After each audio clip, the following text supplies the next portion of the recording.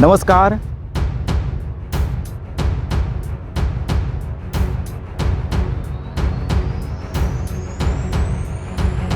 पोचलेलो आहोत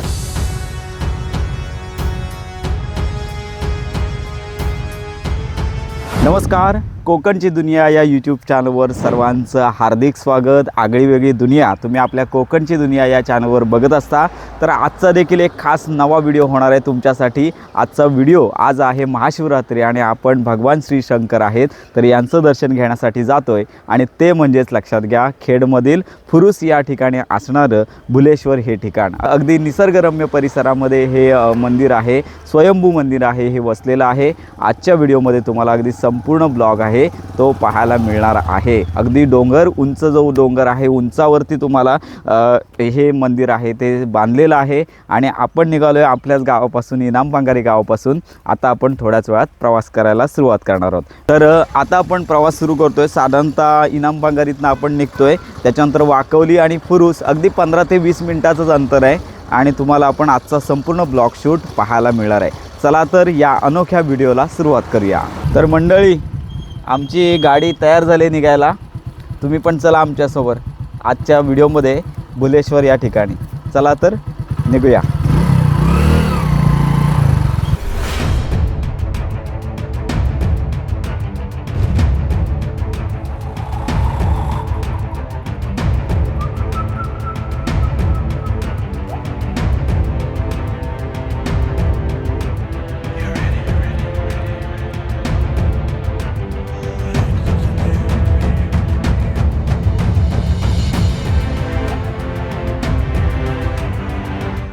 तर मंडळींनो आम्ही आता आलेलो आहोत फुरुसमध्ये. आता थोड्याशा एक 10 ते 15 मिनिटांच्या अवधीमध्ये आम्ही पोचणार आहोत.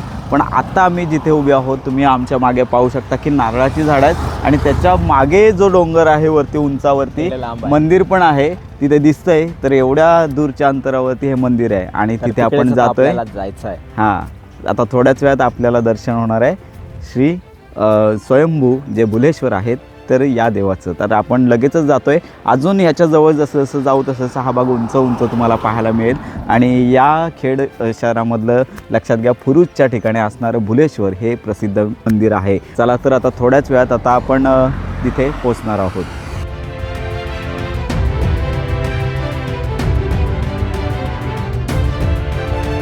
तर आता आम्ही भुलेश्वर स्टॉपच्या इथे खाली थांबलो. हां आणि आता इथून पण अगदी उंचावरती दिसतंय मंदिर. अगदी आमच्यापेक्षा खूप लांब आहे आणि साधारणतः आपण सुरुवात केलेलीच आहे. एक 10 ते 15 मिनटंच फक्त आपल्याला लागणार आहेत कुठे मंदिराजवळ पोचायला. गाड्यासुद्धा जात आहेत. रेलचेल गाड्यांची जास्त आहे आणि आपण थोड्याच वेळात आता इथून दिसतंय कॅमेरामध्ये दाखवा त्यांना. तुम्हाला थांबा बॅक कॅमेऱ्याने दाखवतो. वरती आहे. तर बॅक कॅमेऱ्याने बघितलं असाल की उंचावरती असणारं फुरुसमधील स्वयंभू भुलेश्वराचं मंदिर आणि अतिशय लक्षात घ्या कोकणचा परिसर तुम्हाला येथे पाहायला मिळतच आहे. आता थोड्याच वेळात आम्ही आपल्या डेस्टिनेशनच्या ठिकाणी पोहोचतोय. मंदिर खूप मस्त आहे. वरती गेल्यावरती तुम्हाला बघायला प्रशस्त असं मंदिर आणि तिथून दिसणारा नजारा हा पाहण्यासारखा आहे. पहिलीच व्हिडिओ असेल ना आपल्या चॅनलवर. हां भुलेश्वरचं पहिलं प्रक्षेपण आपल्या या चॅनलवरती आहे. आपली गाडी स्टार्ट झालेली आहे. आता बऱ्याच गाड्या येत आहेत त्यामुळे आपल्याला पण जायला लागणार.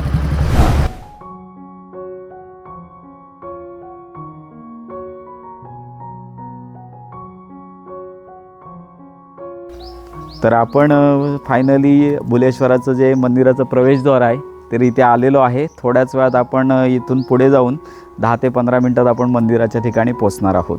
चला तर मंदिराच्या दिशेने आपण आता प्रस्थान करूया.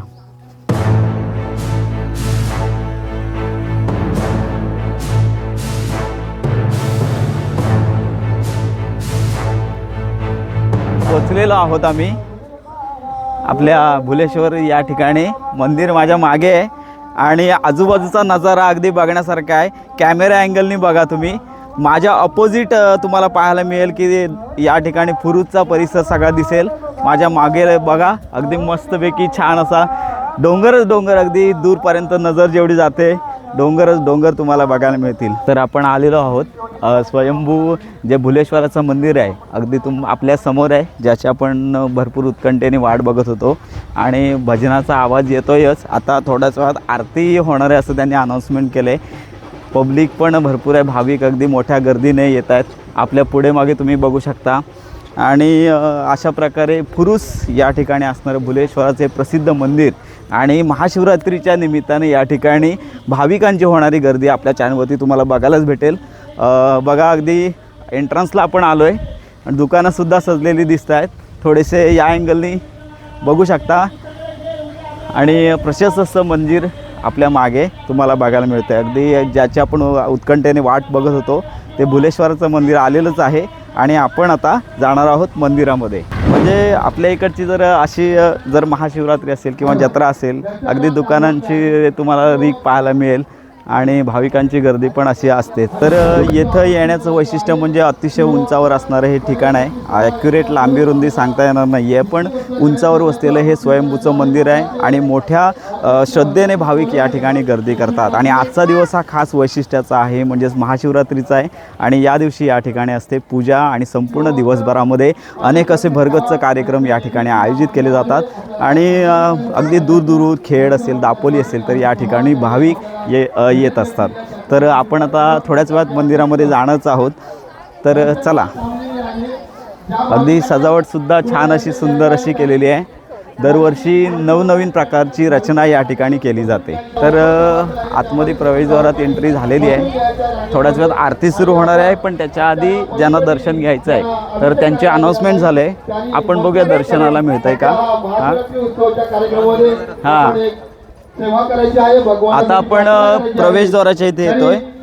तर आम्ही मंदिरात आलो आहे. गर्दी पण खूप आहे आणि थोड्याच वेळात आरती सुरू होणार आहे, म्हणून पहिलं दर्शन घेतोय आणि त्यानंतर आपण आजूबाजूचा परिसर आणि संपूर्ण माहिती घेणार आहोत. या गर्दी आहे आणि आपण आता थोड्याच वेळात भगवान श्री शंकर आहेत यांचं आपण दर्शन घेणार आहोत.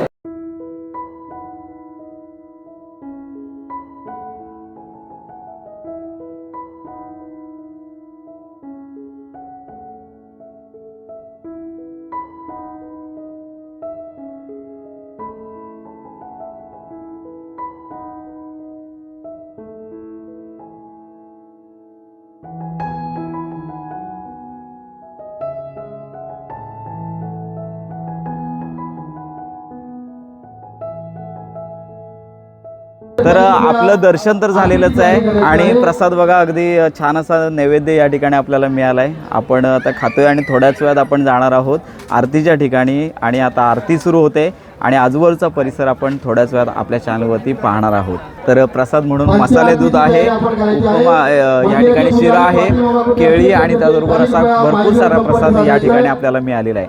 आणि थोड्याच वेळात आता आरती झाल्यानंतर महाप्रसाद देखील या ठिकाणी येणाऱ्या भाविकांसाठी दरवर्षी आयोजित असतो आणि थोड्याच वेळात मोठी आरती आता सुरू होणार आहे.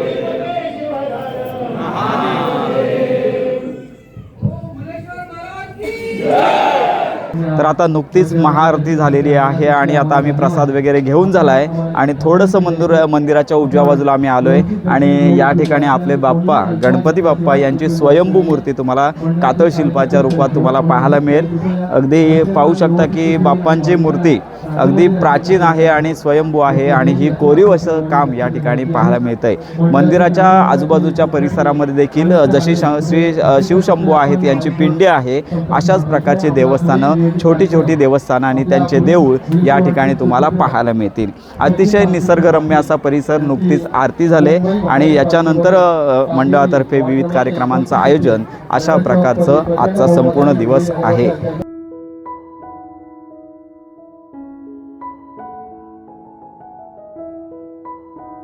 तर आज महाशिवरात्री स्पेशल आपण आलेलो भुलेश्वरला. तर आपला भुलेश्वरचं श्री स्वयंभू पिंडीचं दर्शन तर झालं आहे.